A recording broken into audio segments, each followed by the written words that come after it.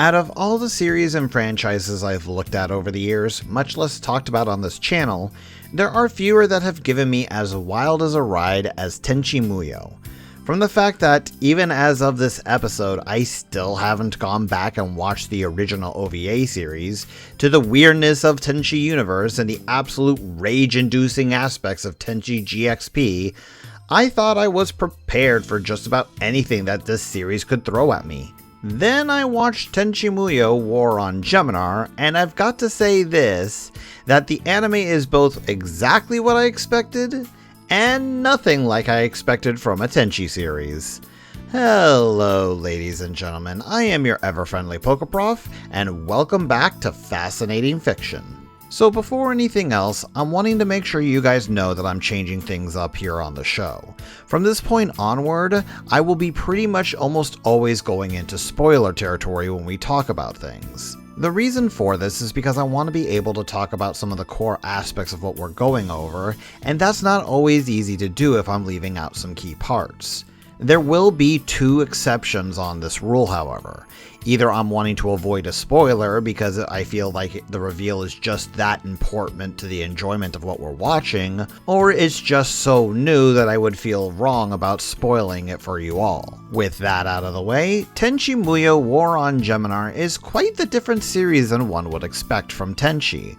While it still has a lot of its well-known harem elements that is common amongst the franchise, it takes a drastically different approach on how it handles things. It actually takes the political aspects of the mecha anime side of things fairly seriously. Yeah, I know, I was actually surprised too. But Geminar is also one of those shows that hits the ground running, to the point where it actually waits a good couple of episodes before it will properly explain certain things, which plays a particularly double-edged sword when each episode runs about 40 minutes long, with the first episode being almost an hour in length. As such, I'm going to do my best to hit all the major points about the series as I can here in a way to explain it all to you. To get things started, War on Geminar here is a spin-off of the original Tenchi Ryooki timeline, meaning it does have connections to the original OVA and everything connected to it. As far as I've been able to figure out though, outside of knowing that our main character here, Kenshi, is Tenchi's younger brother, there's not much from that series that you really need to know. While there are hints and nods to the original series, it's not at all required to go and watch it before this one. Lord knows I didn't. But in an effort to condense this series down a bit, as well as to avoid the general stringing along that War of Geminar can give you, let me break down the big things about this series that you need to know. First off is that this series is an isekai anime, dropping Kenshi here from his home world into this one. The world, named Geminar of course, is home to several kingdoms of various peoples and are in the middle of a transition phase as Princess Lashara here is crowned Empress after the death of her father. Of course, when you've got an Empress who's only 12 years old, there's going to be a coup to try and kill her off, which is actually how Kenshi is roped into things, being used by the villains of the show to kill Lashara on the promise of sending him home. What throws a kink into things is the fact that the major weapon of this world are the sacred mechanoids, giant robots that use a special energy of the world known as Aha waves that can cause sickness in people. What's more is that the mechanoid that Kenshi uses is special, being white in color, something that hasn't been seen before. After the failed assassination takes place, Lashara gains an interest in Kenshi, and thanks to him being sick because of the very world itself, she instructs the rest of the cast to take care of him.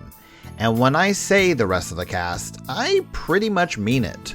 While we do have some other characters that get put into the series a little later on, the vast majority of the cast get introduced right here. This includes Kiaya, Lashara's bodyguard and escort, Mazaya, Kiaya's older sister, Wahan Li, a mechanic and inventor that works for Lashara, and Aura, a dark elf princess from the neighboring kingdom.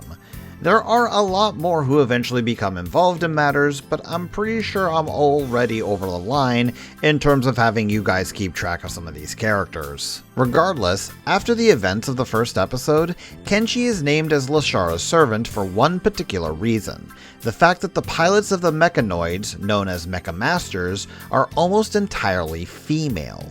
Male Mecha Masters are incredibly rare, and the fact that one was used as an assassin interested the Empress enough that she claims him as her own, thinking that she could use him for her own benefit, which roughly 80% of the time involves her wanting money. The vast majority of the rest of the series takes place in the Holy Land, a special school that trains future Mecha Masters, as well as the rich and royal.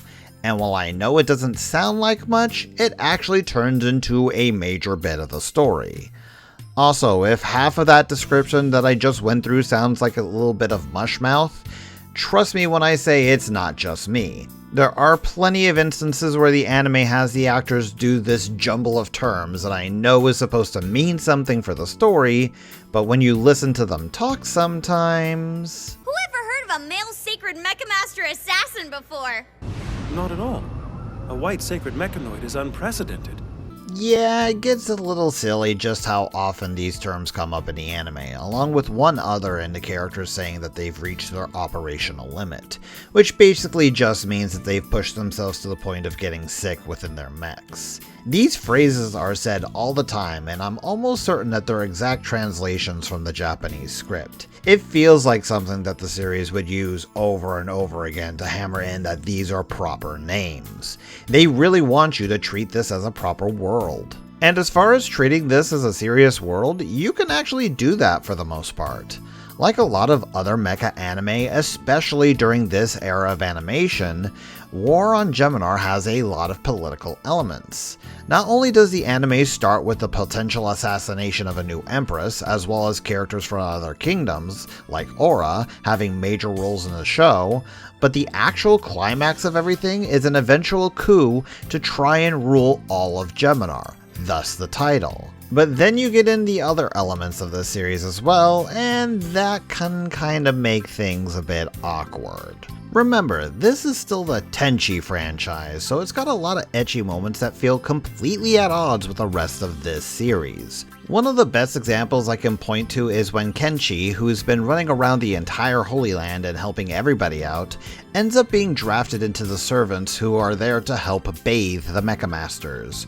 Which I should remind you that roughly 98% of them are women. Right before this though, Masaya, being the character who by far fits the ecchi category the most, hypnotizes him into becoming a massage machine. No, I am not kidding about this. This is an actual plot point for one of the episodes in this anime, where Kenshi goes around and massages most of the cast. And the result of his massages? They're... well... Does that look erotic, or is it just me? It's not just you.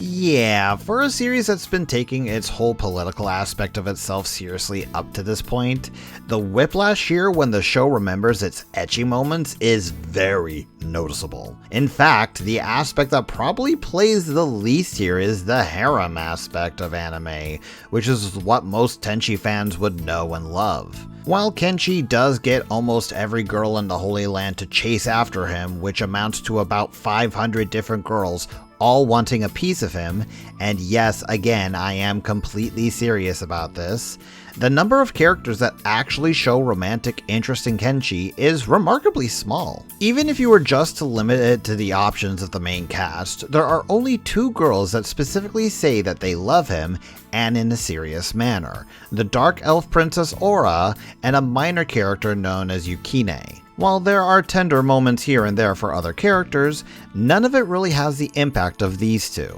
Perhaps the weirdest aspect of the series is just how long the actual mechas take to be a full part of the anime itself. While the first episode does set up their presence while establishing Kenshi's own special mecha, it's almost halfway through the series, around episode 6, before we actually get to see them again and have them take any real importance in the story. Before that, it's all world building, developing the characters and their relationships, and the occasional harem or ecchi antics.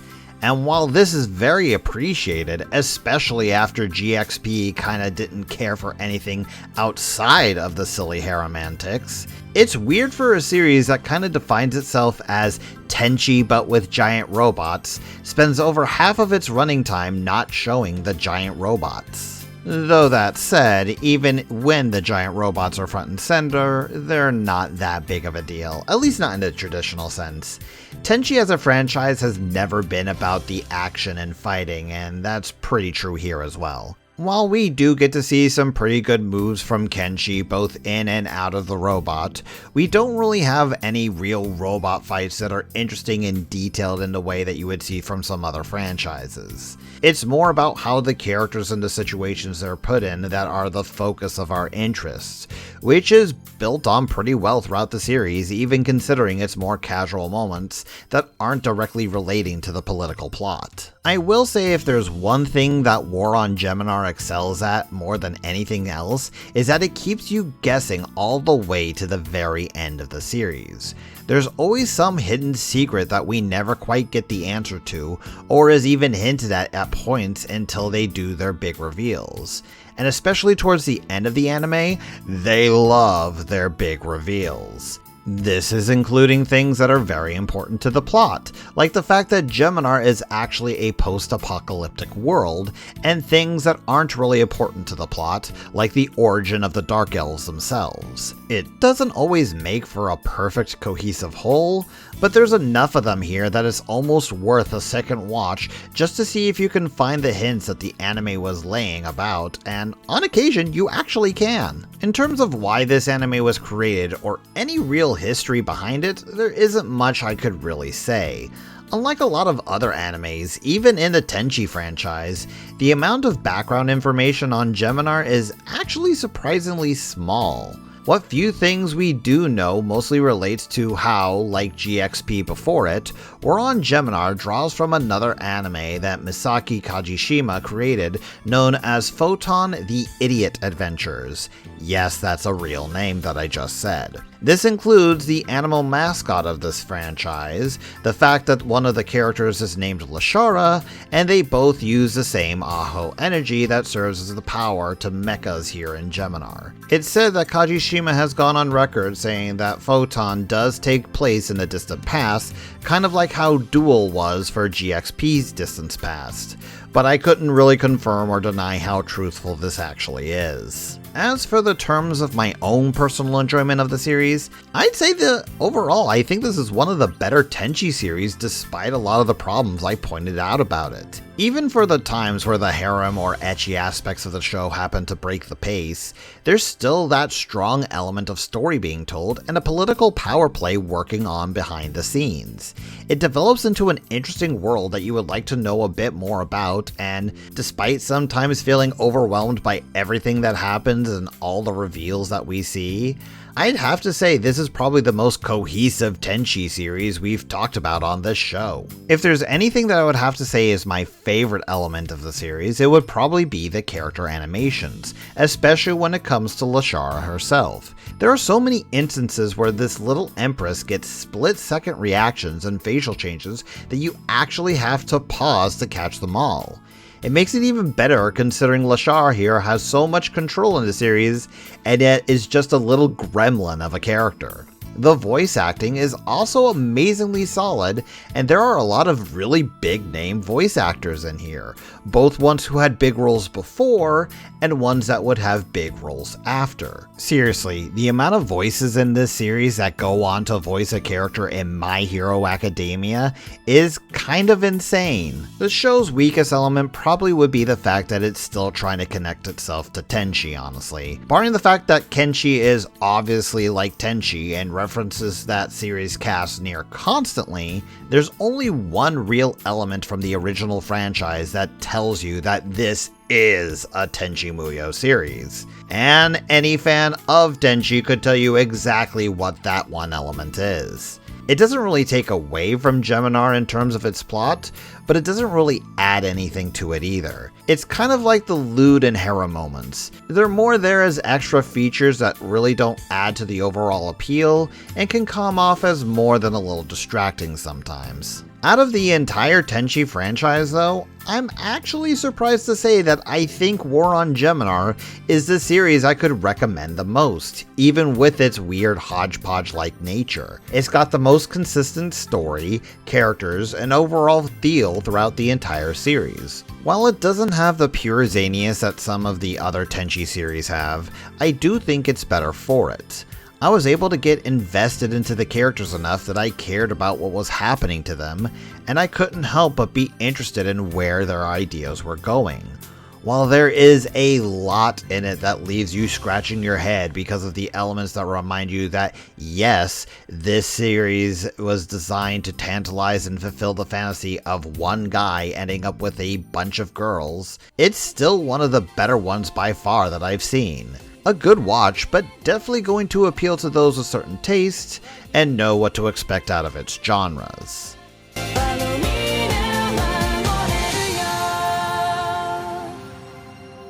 I gotta say though, I honestly didn't think I was gonna be this positive about this anime, especially after going through GXP. It makes me wonder if my fear about just how insane the original OVA is maybe unfounded? We'll save that for another time. With all that said, I hope I've done a good job to entertain you, and I'll do my best to do so again in the future. Hopefully you'll follow along with my content by subscribing and doing all the other things that gives us YouTubers life.